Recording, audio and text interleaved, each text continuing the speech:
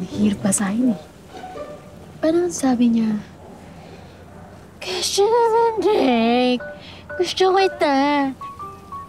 Tayo na lang kasi. Naku! Pwede! Ayaw, kailangan gawin tayo. Oo, mo naman, Besh.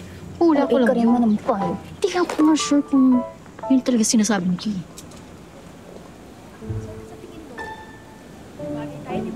Di ba kasi masyado magbasa yung buka ng bibig ni Kay eh. Siya nga, ang hard niya magsalita.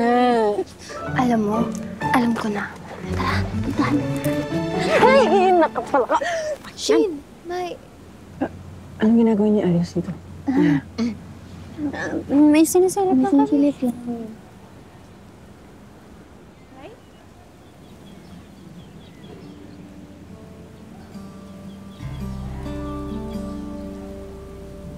Shin, tara.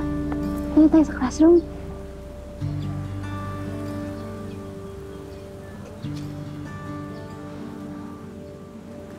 Lo, bakit nangingilid na naman ang luha niya? Shin, kalalaking tao, napakaiyakin. Ano?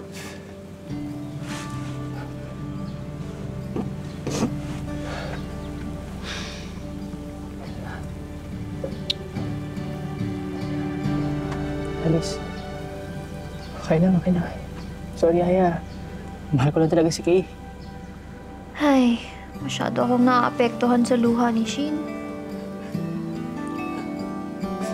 Tara, Shin. Diyan ka lang, Aya, ha? Gusto ko pupunta. Shin! Sama ko. Sama ko. Shin, I got you! Ano na naman ba, Shin? Stalker na ba kita ngayon? Excuse me lang, Kay. Nandito si Shin kasi papakilala ko siya sa boyfriend ko. Jakey, baby! Si Shin nga pala, best friend ko. Sorry? Ikaw? Girlfriend ni Drake? Ah!